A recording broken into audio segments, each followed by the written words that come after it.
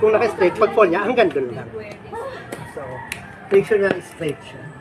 Tapos, habang umakit siya, pull down ng left, pull up ng right. Sabay yun. Hindi mauna to, hindi mauna to. Kasi mahirapan. Sabay. Suwabe kumbaga. Pull down, pull up. Tapos, Sige na naman. so yun yung 1, no?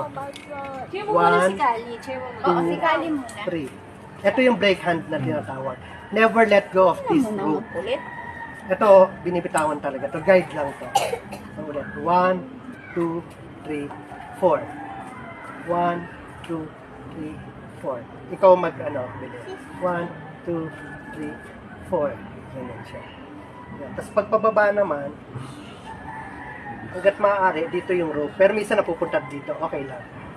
Brake hand, tapos, ito, pipress mo lang siya. Huwag saan. Kasi yung weight niya ang magbababa eh.